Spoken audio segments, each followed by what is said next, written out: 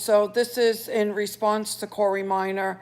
I actually just saw his video right now and I couldn't even listen to the whole thing. So Corey, this is for you. I want you to understand one thing, sweetheart. I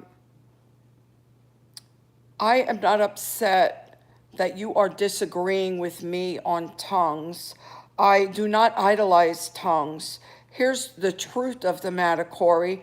The other thing you wanted to say in that video, from what I heard, let's see, when you were in the depths of despair, who was there to help you?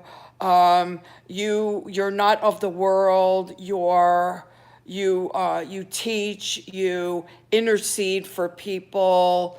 Why do I say that you're not in the spirit? I'm going to answer you very quickly here because it doesn't take a rocket scientist to answer this question. The reason you're asking me this question is because you're a massive sleeper. Otherwise, you would know.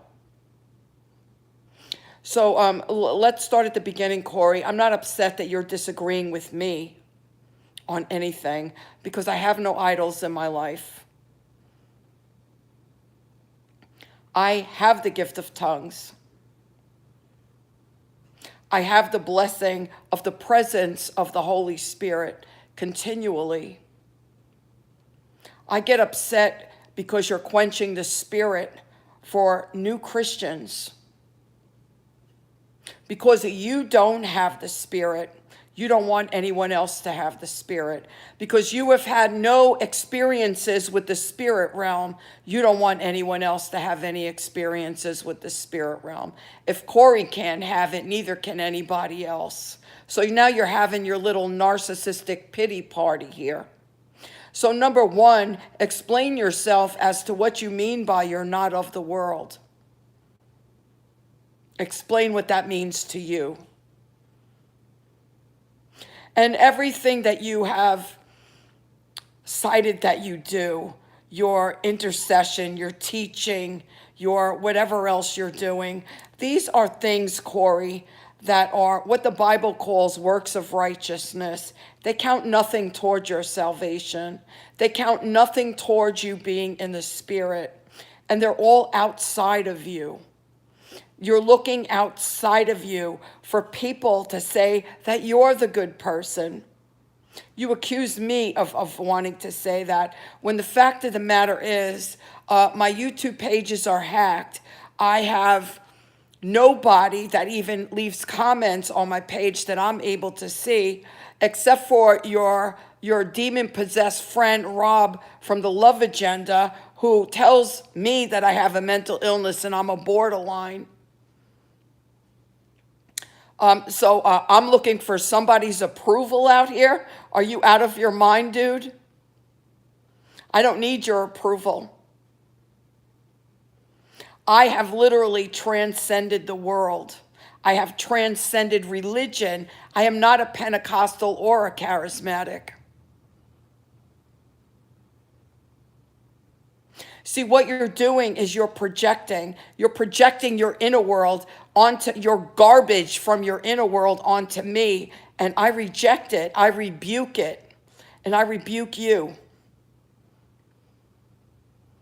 So everything you've named off of the things that you do, Corey, they're considered works of righteousness, and it has nothing to do with anything because you're looking outside of yourself. To be walking in the Spirit means that you have crucified the flesh, which means you have destroyed that ego, which is massive in you. You're not even close. You're not even close. And so when you were in the depths of your whatever you were going through in prison, and you put yourself there, by the way, you gave the credit to God. You know what? It's very funny. Lovi Elias gives all the credit to Jesus too. He gives Jesus the credit for his private jet, for his Lamborghinis, for his Rolexes, for the witchcraft that he does. He actually gives the credit for his witchcraft that he does to the Holy Spirit. So you see, talk is cheap. Talk is cheap. You find the Spirit in silence. You find the Spirit by destroying the ego. So it doesn't matter whether you agree with me or disagree with me. It doesn't matter to me whatsoever, because I don't need your approval, nor do I want it. The only thing that concerns me is that you're quenching the Spirit for other Christians out here. And I will never stand for that, Corey Minor.